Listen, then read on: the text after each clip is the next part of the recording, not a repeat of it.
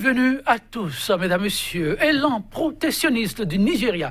La posture du géant de l'Est depuis le 20 août à l'égard de ses voisins immédiats se révèle chaque jour un peu plus éprouvant. Au Bénin, elle ne laisse pas indifférents universitaires et observateurs de la vie sociopolitique au point d'agacer quelques-uns. Désormais, on compte les jours sans pour autant voir se pointer à l'horizon un début d'assouplissement de la mesure en vigueur. Intervention de la CEDEAO et de plusieurs chefs d'État ouest-africains. Rien n'y fit. Le gouvernement nigérian passe carrément son chemin et pour toute réponse renforce les contrôles aux frontières par l'opération SOS, réponse, dit-on, des interventions musclées. Mesures ou fermeture des frontières terrestres du Nigeria, la réorientation des paradigmes économiques, seule porte de sortie. Pour le Bénin, le débat, c'est tout de suite. Et maintenant, déjà, sur ce plateau, en notre compagnie, Zéphirin Aouga, analyste, il est observateur de la vie sociopolitique. Il est déjà disposé, prêt à nous aider à apprécier ce qui se joue désormais du côté du Nigeria, sinon entre les deux pays frères. Zéphirin Aouga, bonjour. Bonjour, monsieur Tongi, merci pour l'invitation. C'est moi. En face de lui, Nathanaël Kiti, politiste, il est enseignant, chercheur en sciences politiques. Il s'est rendu une fois encore disponible pour nous aider à aller au-delà du débat ambiant. Nathanaël Kiti, bonjour. Bonjour, monsieur le journaliste. Bonjour, chers amis téléspectateurs. Merci pour la disponibilité. Un mois de fermeture ferme des frontières terrestres du Nigeria. Pas de levée prochaine de la mesure. En tout cas, pour l'instant, silence plat de l'autre côté. Au Bénin, on s'en émeut. Abuja déclare, quant à lui, vouloir protéger son territoire de menaces sécuritaires avec le trafic d'armes entrant illégalement, mais aussi éviter la contrebande d'hydrocarbures et d'importations illégales de produits agroalimentaires notamment. Pour vous, Zéphirin Aouga, tout ceci ne serait que l'arbre qui cache la forêt. Il y a une tribune d'ailleurs qui a été dédiée sous vos plumes à la situation, Zéphirin Aouga. Oui, merci beaucoup, monsieur Joël. Et moi, c'est une situation qui m'a toujours interpellé parce que ce n'est pas la première fois que nous subissons une décision du genre que le Nigeria se lève pour un oui, pour un non, puis on ferme les frontières. Ce n'est pas la première fois. Au temps du président Soglo, je crois que c'était à l'ère de M. Abacha, et pour une raison, un soulèvement interne au Nigeria où, je crois, un activiste nigérien a été décédé, Ken Sarawiwa, mais il avait été soutenu par quelques intellectuels nigériens, dont Ole Soyinka, qui a été poursuivi par le gouvernement d'alors et qui est passé par le Bénin, qui était venu rester un peu ici. Bon, mais, le Nigeria avait fermé la frontière. Et ça a duré jusqu'après nos élections, un peu 6 mois. C'est quand, après les élections, Junak Kreko est arrivé et qu'on a ouvert les frontières. Mais après ça, il y a toujours un petit pépin, le Nigeria ferme les frontières. Alors, moi, je me dis, nous sommes des voisins, et on connaît la puissance du Nigeria, on connaît la grande population, on connaît toutes les richesses du Nigeria. Nous savons très bien que, tant que voisins, nous profitons de ce pays-là, et que c'est vice-versa. Hein. Vous allez à Topa, et tous ceux qui vendaient les pièces détachées, tout ça là, c'était des Nigérians. Et c'est eux qui ont montré la voie aux Béninois pour commencer par faire ce commerce-là, pour aller acheter des pièces là-bas pour venir vendre ici. Donc ça veut dire qu'il y a une habitude entre les populations, entre les peuples. Lorsque les peuples ont des besoins, ils s'arrangent, ils cherchent des moyens pour satisfaire les besoins-là. Ils n'attendent pas les politiques des gouvernements, les politiques de développement des États pour chercher à régler leurs problèmes. Parce que les populations ont des problèmes qu'ils cherchent à résoudre de manière quotidienne. Donc, les gens se débrouillent. Mais lorsque, subitement, on ferme les frontières et on sort une liste de produits, parce qu'en temps, il y avait eu l'accord, le mémorandum de Badagry, pour lequel son Excellence Obasanjo avait discuté avec Mathieu Kérékou dans le temps pour demander au Bénin que voilà, ils veulent protéger leur économie, il faudrait que nous puissions produire pour que d'autres produits ne transitent pas par le Bénin pour envahir le Nigeria, qu'ils ont une politique de développement local, d'économie locale, et que le Bénin doit coopérer pour que cela puisse marcher chez eux là-bas. Si nous sommes des voisins qui sont prêts à nous aider, mais que nous ne soyons pas une porte, un couloir où les autres produits étrangers viennent perturber leur économie. Quand cela nous tienne, tout ça avait été dit. Mais moi, ce qui m'a choqué et qui a fait que j'ai fait la télé dont vous parlez là, c'est que dans tous les produits qui sont cités, il y a les hydrocarbures et tout. Mais on continue toujours d'avoir de l'essence ici. À 450 francs, s'il vous plaît, dans la rue. Pourquoi cela vous a choqué? Oui, mais si les gens étaient sérieux, si le Nigeria était si sérieux, on n'aurait plus 1 litre d'essence depuis plus de mois. Là, tout le monde verrait que vraiment l'argument qui est brandi est véritablement un argument économique. Mais pour moi, je pense qu'il y a autre chose derrière.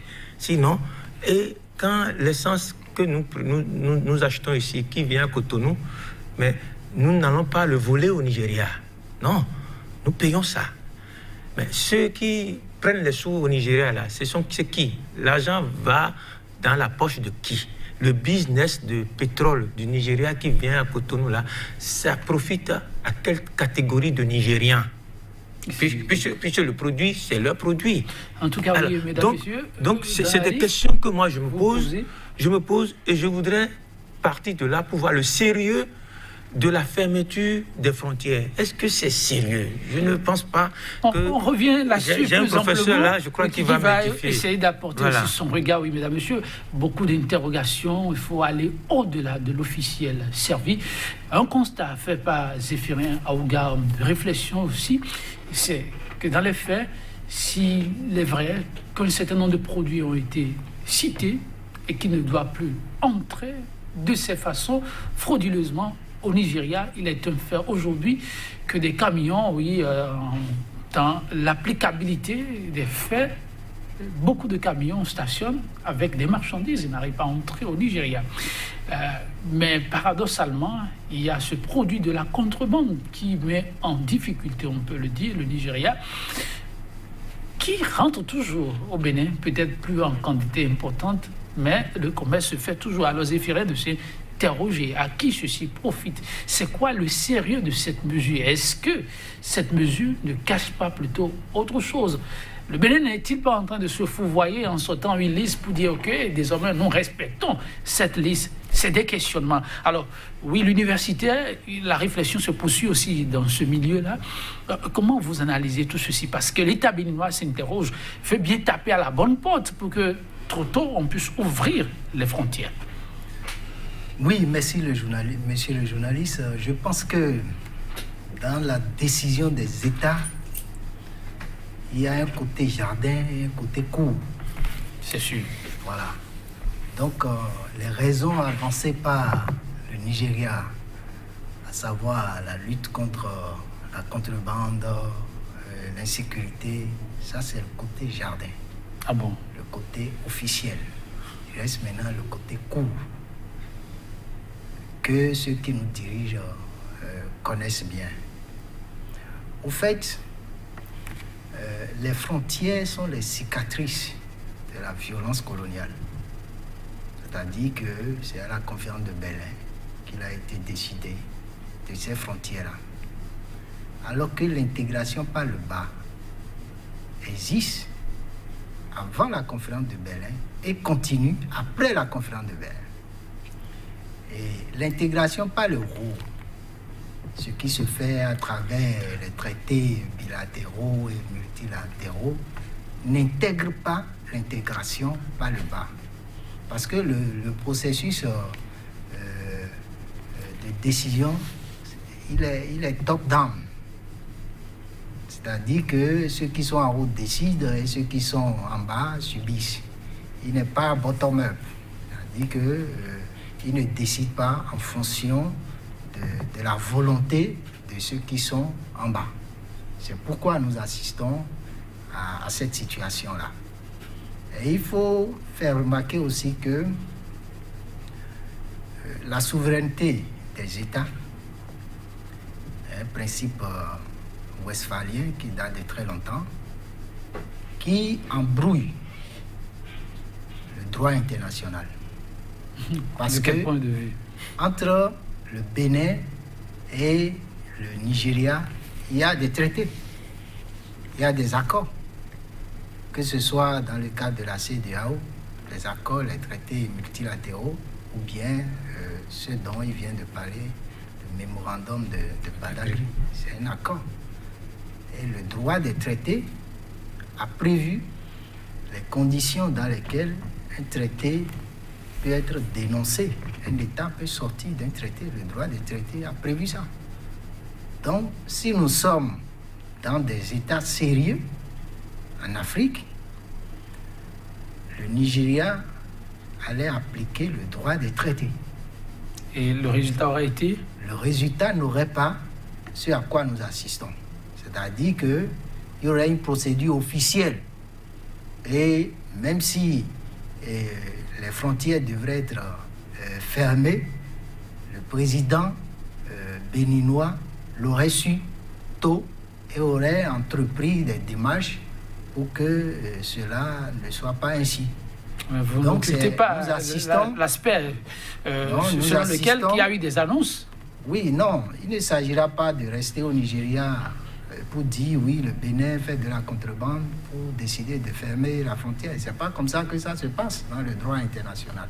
En relation internationale, c'est pas comme ça que ça se passe. C'est un abus de souveraineté qui est une particularité des régimes autoritaires. Parce qu'il ne s'agit pas de voir qu'un président est élu par une élection démocratique pour dire qu'il ne peut pas être autoritaire. Non, c'est pas ça. Vous voyez ce que Trump fait aux États-Unis. Trump menace la Chine, menace l'Union européenne en ce qui concerne les accords économiques, les accords commerciaux entre eux. Mais tout se fait dans les négociations. Le président chinois est allé là-bas, il a négocié avec le président américain, l'Union européenne de même. C'est comme ça en relation internationale. Il peut menacer, mais pour que celui qui est menacé réagisse et que les termes des accords soient révisés. C'est comme ça que ça se passe. Maintenant, je ne sais pas si, par voie diplomatique, le chef de l'État béninois a été informé de ces menaces. Je ne sais pas ce qui a été fait, comme lui-même, il ne communique pas beaucoup. Au Bénin, il ne communique pas. C'est son talon d'Achille aussi. En principe, il doit communiquer suffisamment sur ce qui a été fait au moment où il y a eu des menaces. Mais bon, on n'a pas les informations sur ça. Donc, grosso modo, la fermeture dure. Mais en durant, on se rend compte que le Nigeria n'a fait qu'avancer des arguments pour fermer sa frontière parce qu'il a d'autres arrière-pensées. Le Nigeria a d'autres arrière-pensées. Oui, et sur ces points-là. L'université parle d'arrière-pensée, vous faites allusion à quoi? Ben, écoutez, nous sommes en relation internationale. Il y a ce qu'on appelle l'émotion en relation internationale. Vous avez vu ce qui s'est passé ici pendant la période électorale ou préélectorale et post-électorale. Vous avez vu, par exemple, l'ancien président Obasanjo qui a été mal reçu ici. Il a réagi quand il était au Nigeria.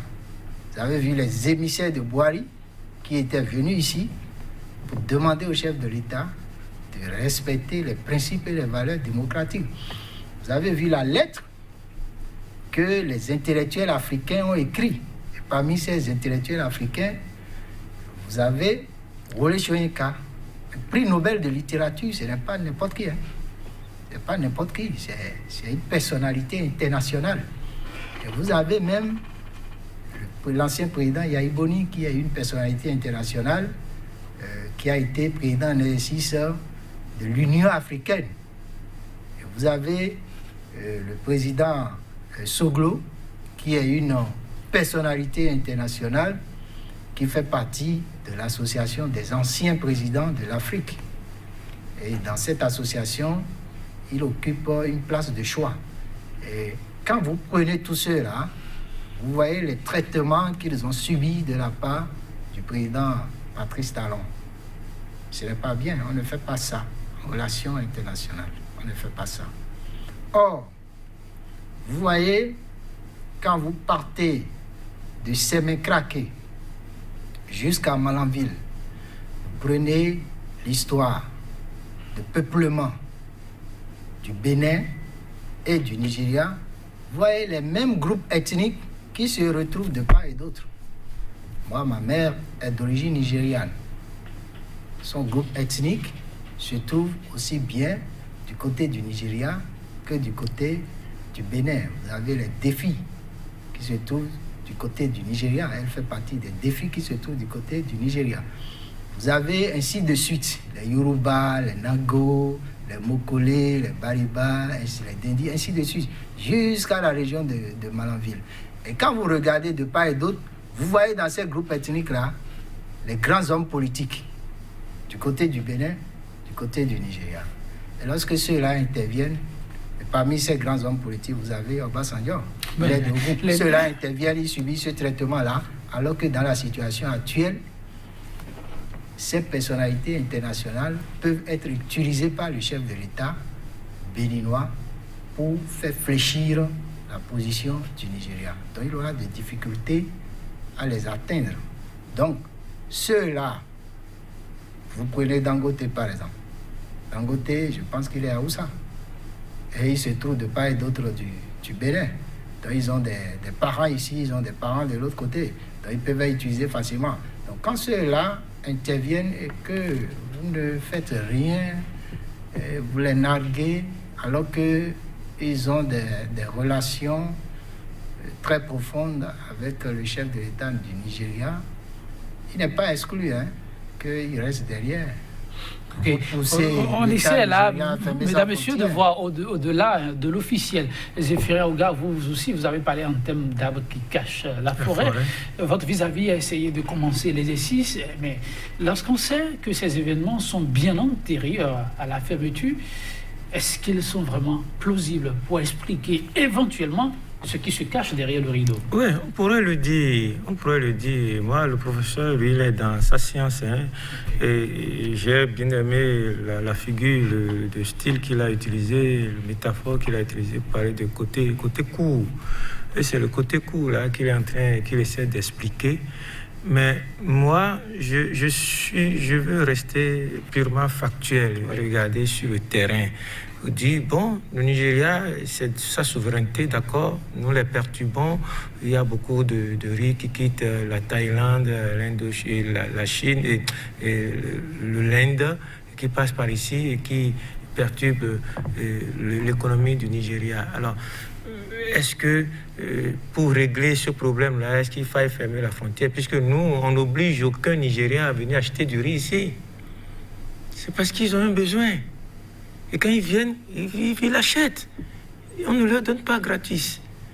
Donc s'ils quittent chez eux et qu'ils traversent la frontière pour venir chercher du riz ici, c'est parce qu'ils sont dans le besoin. Alors si on veut mettre une économie locale en place pour satisfaire les besoins, mais il faut y mettre les moyens. Il faut que le produit soit des produits de qualité et en quantité suffisante pour que les Nigériens puissent satisfaire leurs besoins chez eux et qu'ils n'aient plus besoin de traverser la frontière pour venir acheter du riz ici. Vous ne verrez aucun importateur béninois aller s'installer au Nigeria. Ce n'est pas facile. Certains ont essayé, mais ils n'ont pas pu. Oui, le problème, Zéphirin Oga, ils n'ont pas pu. Avec ce qu'on peut appeler coup de gueule des Béninois, des cadres, et tous ceux qui interviennent depuis quelques jours, le Nigeria n'a pas manqué de réagir.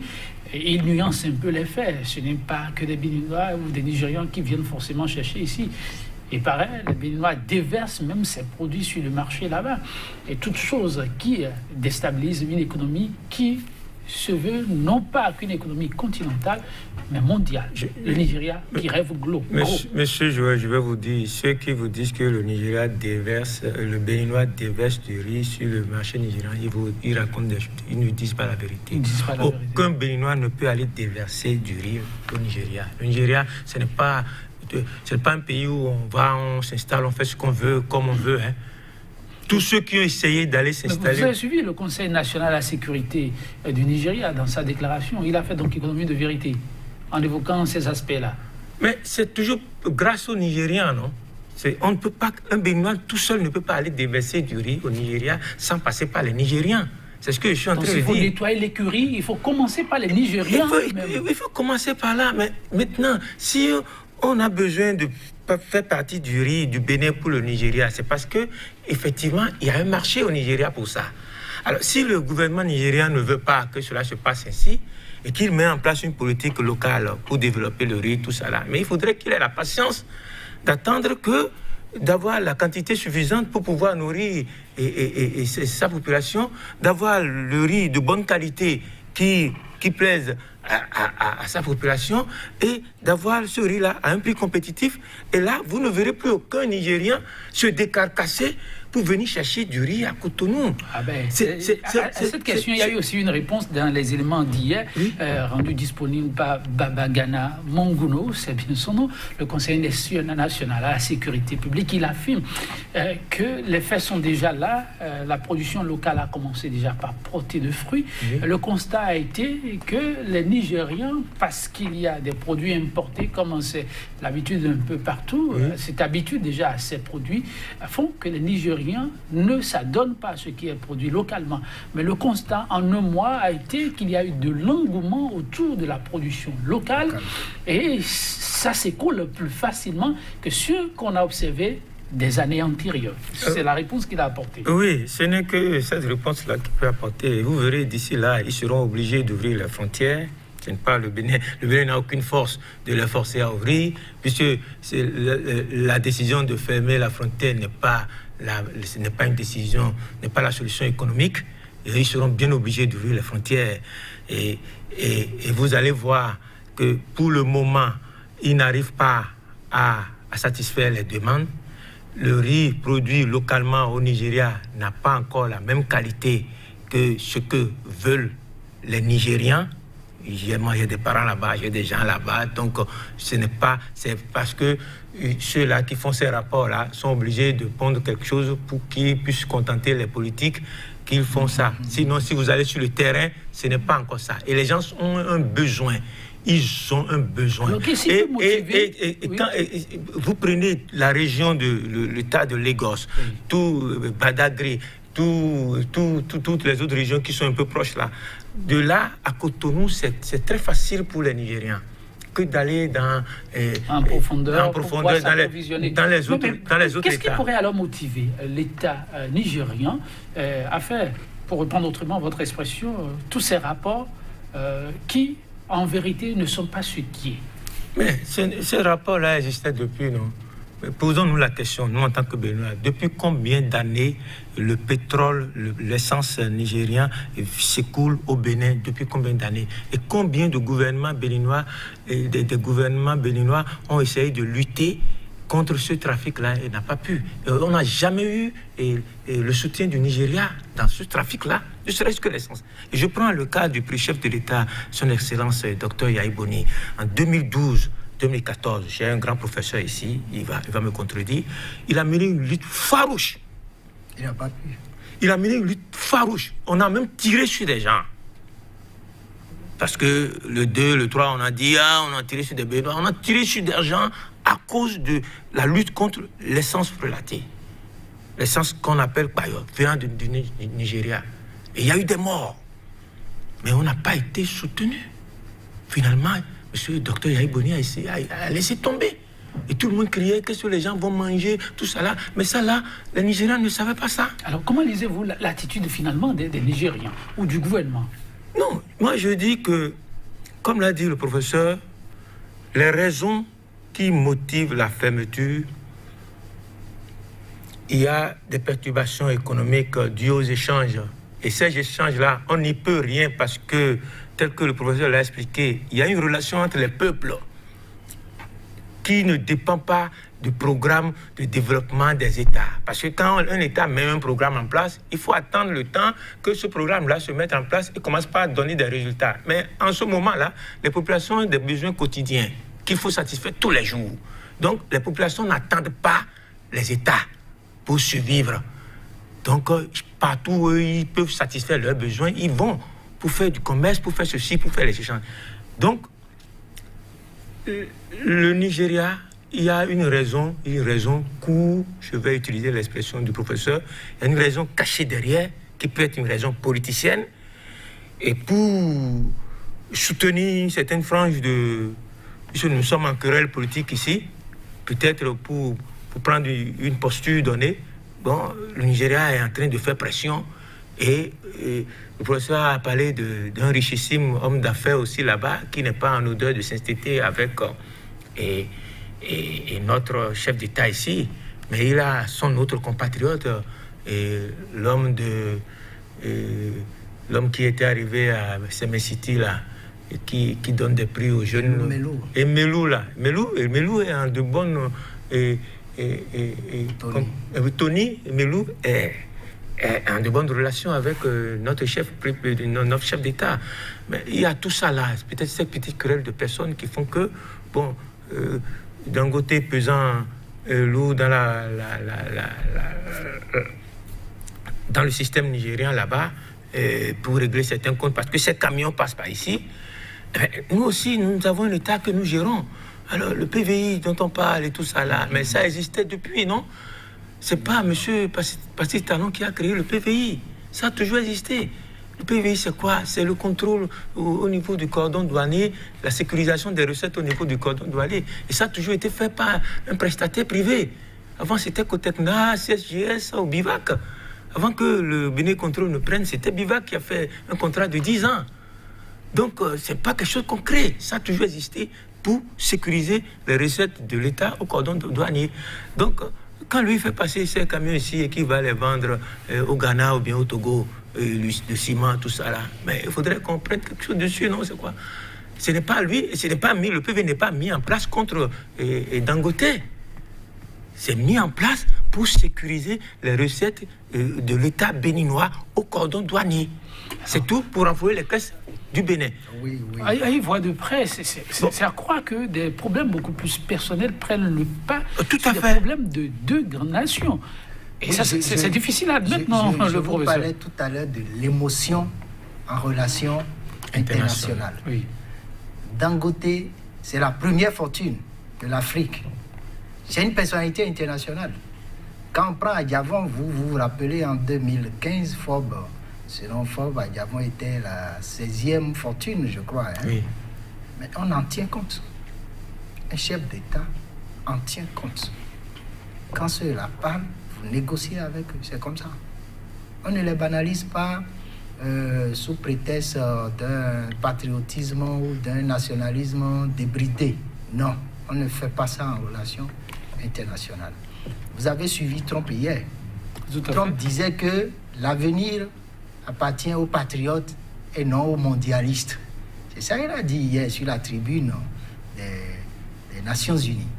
Il a dit ça hier, que l'avenir appartient aux patriotes et non aux mondialistes. Et le Bénin est dans le patriotisme. Si tel est le cas, oui. Pourquoi a-t-il négocié avec la Chine? Pourquoi a-t-il négocié avec l'Union européenne? Ça veut dire que l'avenir appartient aux mondialistes. Le Nigeria rame à compte courant du progrès. Oui, le Nigeria rame à compte courant du progrès. Comment ça? Voilà. Prenez la CEDEAO. C'est plus de 300 millions d'habitants, la CEDEAO. Il y a une rivalité ancienne entre le Nigeria et les pays membres de l'UEMOA. Le Nigeria, dans la CEDEAO, fait déjà les 2/3 de la population. Ça veut dire que c'est le Nigeria qui doit porter les autres économies de la CEDEAO. Vous prenez l'environnement international aujourd'hui. On parle de la disparition des barrières tarifaires et non tarifaires. On parle de l'accélération des échanges. C'est-à-dire, si vous avez un partenaire à Kano, il faut que dans 1 heure, vous lui envoyez telle chose. C'est ça. Si vous n'êtes pas en mesure de le lui envoyer, il va trouver quelqu'un d'autre qui peut l'envoyer dans 30 minutes. Et ça ne doit pas poser problème. On parle aussi de la zone de libre-échange continentale. Donc, lorsque vous prenez ces éléments-là, ce sont des éléments qui font sauter les frontières. C'est-à-dire, la conférence de Berlin a échoué avec ces éléments-là. Mais lorsque le Nigeria se lève encore et remet les frontières, ça veut dire qu'il rame à compte courant du progrès, alors qu'il doit assurer un leadership dans la zone CEDEAO, comme l'Afrique du Sud est en train de le faire dans la zone de SADC. Donc le Nigeria, pour des prétextes de contrebande et d'insécurité, a affirmé à la face du monde son incapacité à contrôler ses frontières. C'est ça ce que cela veut dire. Oui, mais c'est son incapacité à contrôler ses frontières. C'est ça qu'il a affirmé. Parce qu'en principe, si le Nigeria doit respecter les accords et les traités qui le lient au Bénin, il ne doit pas fermer ses frontières. Ce sont ces douaniers, ces policiers qui doivent contrôler sur les différentes routes d'accès au marché nigérian les produits qui sont autorisés à l'exportation par les pays membres de la CEDEAO et les pays qui ne sont, et les produits qui ne sont pas autorisés. C'est ce contrôle-là qu'il doit faire. Mais quand on nous dit que le riz rentre au Nigeria, c'est vrai, c'est une vérité. Mais c'est aux Nigériens d'empêcher le riz de rentrer au Nigeria, et c'est à l'État béninois aussi d'empêcher les importateurs du riz au Bénin de réexporter le riz vers le Nigeria dans le respect des accords qui le lient au Nigeria.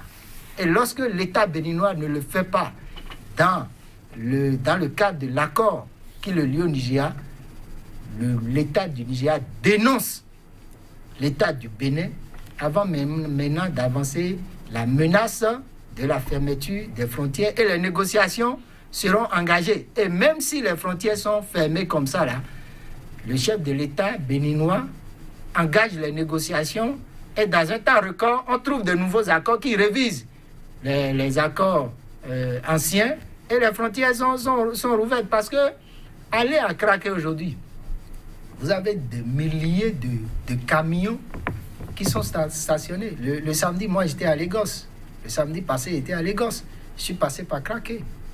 Je suis allé à Lagos. J'ai regardé, vous avez des milliers de camions qui sont là. Et quand vous sortez du Bénin, vous rentrez au Nigeria, vous voyez, la route là, c'est vide. Alors qu'avant, ça grouillait de monde. C'est vrai que le Nigeria pense à protéger ses opérateurs, ses grands producteurs économiques, parce qu'il faut un minimum de protectionnisme pour booster l'économie locale.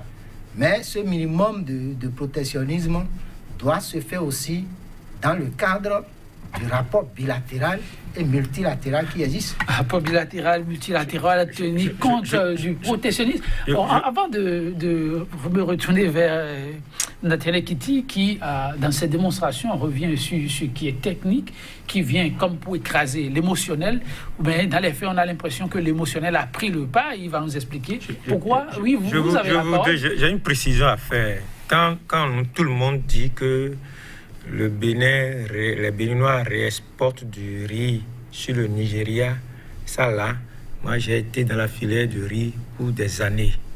On ne réexporte pas. Comment ça se passe? On vend alors? Oui, on ne réexporte pas. La réexportation, comment ça se fait? Si quand on parle de réexportation, c'est que j'apporte du riz ici au Bénin. Je ne dédouane pas au Bénin. Je mets ça sous douane et puis je l'envoie peut-être au Niger. Et c'est au Niger que ce riz sera dédouané et vendu là-bas.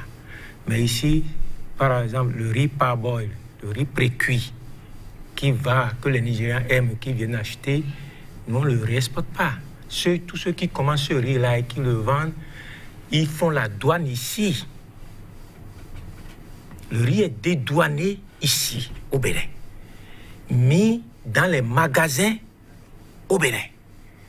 Et les Nigérians qui ont besoin de ça traversent la frontière, ils viennent acheter ici et ils payent. Alors, nous sommes dans la CEDEAO. Où est le tort qui est là?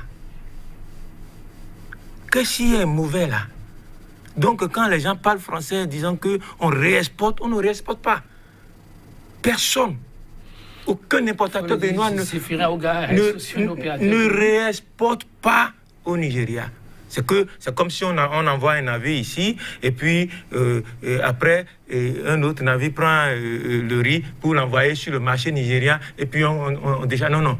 Ils viennent acheter ici, ils ont leur créneau à la douane, et ils savent pas où ils passent plein de camions et ils font rentrer. Ils ont des douaniers là-bas qui donnent de l'argent pour faire passer leur... Ils savent les jours où ils peuvent passer la frontière. On ne respecte pas. Parce que tout ce qui vient est dédouané ici. On dédouane. Et on paye la douane dessus. Et les Nigériens viennent acheter déjà mis en consommation. C'est mis en consommation déjà ici.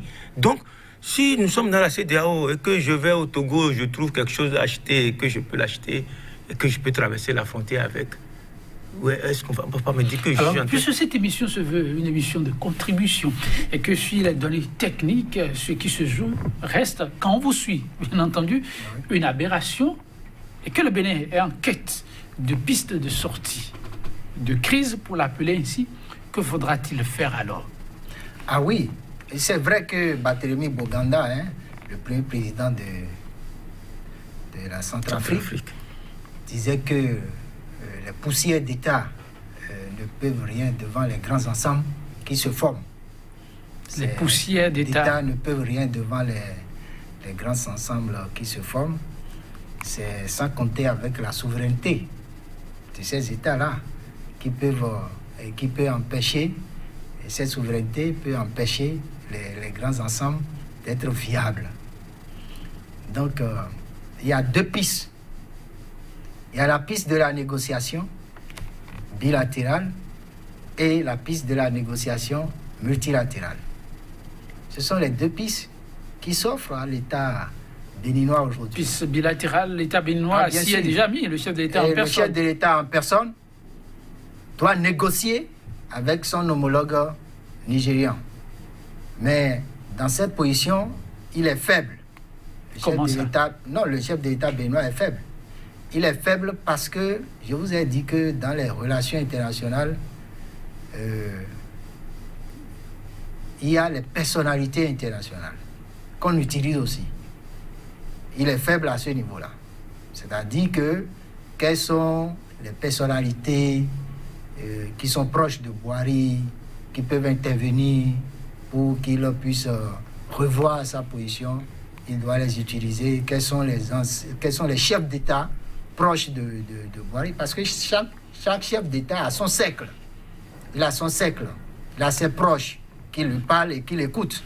Donc je pense que le chef de l'État béninois doit utiliser ces réseaux-là aujourd'hui pour négocier avec le chef de l'État du Nigeria. Maintenant, il y a la deuxième porte, c'est dans le cadre multilatéral. Dans ce cadre-là, c'est la CEDEAO, donc la communauté économique des États de l'Afrique de l'Ouest. Quelles sont les voies qui s'offrent à ce niveau-là? Que dit le traité en ce qui concerne la libre circulation des personnes et des biens? Ça comptera? Ah oui, ça va compter. Vous dites que l'émotion aura beaucoup joué? Ah mais l'émotion va jouer. Parce que maintenant, dans le cadre de la CEDEAO aussi, selon le reportage qui est fait, c'est que le débat a été fait à Ouaga. Le débat a été fait, il a été demandé aux États concernés de respecter les exigences du Nigeria. Donc c'est dit que la solution se trouve dans le cadre bilatéral, dans le cadre de la négociation bilatérale. Maintenant, vous savez, pour la gestion d'un pays, aucun sacrifice n'est de trop. Parce qu'aujourd'hui, les populations souffrent. Beaucoup de Béninois n'ont pas date de naissance, beaucoup de Béninois n'ont pas de carte d'identité, Beaucoup de Béninois n'ont pas de passeport. Pour aller à Lagos le samedi, moi, j'ai fait tamponner mon passeport. Mais en traversant, j'ai vu des centaines de Béninois qui attendaient, qui négociaient, vaille que vaille, pour pouvoir passer. Donc ceux-là sont en souffrance. Ils sont les plus nombreux. Et nous savons que c'est l'informel qui régule le chômage au Bénin. C'est l'informel qui régule le chômage au Bénin. Et l'informel, là, s'est tourné vers le Nigeria. Donc plus ça va durer, plus la pression sociale va s'accroître. Donc il revient au chef de l'État rapidement de faire profil bas. Il faut faire profil bas. Il faut aller vers ceux-là qui sont fâchés, ces personnalités qui sont fâchées, qui peuvent bien intervenir dans le cadre de ces rapports avec le Nigeria pour trouver une solution. C'est une voie bilatérale, multilatérale pour essayer de sortir de crise. Votre vis-à-vis pense qu'au niveau bilatéral, quelque chose peut être fait, mais il faudra aller à un sacrifice, dit-il, et aucun sacrifice ne sera de trop. Discuter avec ceux avec qui le courant ne passe pas forcément et voir comment, dans le secteur très restreint de Bouaré, comment on peut lui chuchoter à l'oreille pour qu'il puisse lâcher du lest. Oui. On est bien obligé d'aller à la négociation. Et moi, personnellement, ça me fait un peu mal. Il est vrai, François a dit de sortir de l'émotion. Et on sera obligé d'aller à la négociation, mais il faudrait que cela serve de leçon au Bénin. Quel type de leçon ? Parce que ce n'est pas la première fois. Il faudrait pas. Il est vrai, nous sommes un petit pays, mais nous sommes un pays quand même. Alors un pays, c'est un pays. Donc ayons une vision économique, un développement économique qui permette à ce que nous puissions satisfaire nos besoins et faire l'économie faire le commerce entre nous-mêmes, faire l'économie entre nous-mêmes en faisant en sorte que le flux d'argent qui existe puisse se tourner au niveau de nous-mêmes et non plus l'envoyer à l'extérieur. Donc si tout ce qu'on achète, puisque c'est quoi, nous sommes aussi dépendants un peu du Nigeria sur beaucoup de produits. Hein. Il y a beaucoup de produits, parce que tout ce qu'on ne dit pas là, le Nigeria aussi profite de nous. Hein. Il y a beaucoup de choses qu'on va acheter là-bas, dont on a besoin. Vous rentrez dans la bonneterie, les aiguilles, les fils, les ceci, plein de choses que les gens, les pièces détachées des motos et tout, les cols même, jusqu'aux les super glus, tout ça là. Pour vous allez chez les coiffeurs, les produits que les coiffeurs utilisent, les poudres, tout ça là, ça s'achète au Nigeria. Ah oui, tout. C'est vrai, attention, il y a un élément qui ne faut pas perdre de vue. Oui. Ces produits vont continuer à venir au Bénin. Oui, c'est ce que je dis. Ces produits vont continuer à venir au Bénin. Oui. Pas la contrebande. Oui, voilà, c'est ce que je dis. C'est ce que je dis que, au fait, le Nigeria devait comprendre que nous-mêmes, nous apportons quelque chose à son économie. Puisque quand ces produits qui arrivent là, on ne va pas les voler là-bas. On y met de l'argent. Donc, nous constituons, même si nous sommes un petit État, nous constituons aussi un marché pour le Nigeria. Il y a beaucoup de produits que... Même le riz dont vous parliez tout à l'heure. Oui. La belle preuve, vous aviez parlé de l'essence. Oui. Si vous allez à la frontière entre la Libye et la Tunisie, c'est pareil. Hein? L'essence en Libye, ça rentre en Tunisie facilement. Et comme ça se vend au Bénin là, c'est comme ça se vend là-bas. Donc, les frontières ne sont pas maîtrisables en Afrique. Ce n'est pas possible. Parce que ce n'est pas les Africains qui ont tracé les frontières. Ce sont les Occidentaux qui les ont tracées. Les populations ne les reconnaissent pas. Il faut faire avec la réalité du terrain. Avec la réalité du terrain aujourd'hui, l'essence continue de venir au Bénin. Le riz continue d'aller au Nigeria. Pas la contrebande. Donc, il faut tenir compte de ces réalités pour légiférer. Sinon, nous allons passer à côté. Et pour l'avenir, que faut-il faire face à cette crise alors, en définitive? Il faut revoir les thèmes de ces accords et de ces traités-là et s'adapter à l'économie de marché, à l'accélération des échanges. Et sortir du nombrilisme de la souveraineté. Il faut sortir du nombrilisme de la souveraineté. Sortir du patriotisme et du nationalisme débridé et voir grand. C'est le Nigeria qui doit porter les autres pays de la CEDEAO et non leur fermer la porte. Merci à vous, Nathaniel Kitty. Ce fut une contribution d'intellectuel, on peut le dire ainsi. Zéphirin Aouga, 15 secondes pour conclure.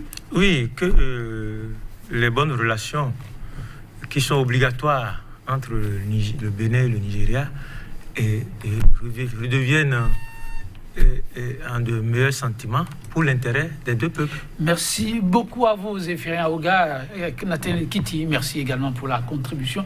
Mesdames, Messieurs, les regards, vous le constatez au quotidien selon les expériences, les parcours. En tout cas, aucune contribution ne sera de taux pour aider ces deux pays à choisir les bonnes options, pas pour les individus, mais pour les nations, même si, oui, de grandes personnalités, ceci compte pour pouvoir faire monter et aider le vivre ensemble à se raffermir davantage. 100% Bénin pour le numéro du jour. Actualité oblige. Nous avons une fois encore scruté cette question de fermeture avec les pays frontaliers du Nigeria. Demain, c'est un autre jour pour un autre débat. On espère qu'on reviendra ici pour apprécier la levée de la mesure en cours. Cette citation du célèbre écrivain ivoirien Amadou Kourouma pour vous fausser définitivement compagnie. Il n'y a pas de longue journée qui ne se termine pas par une nuit. Bonne méditation chez vous et à très bientôt. Au revoir.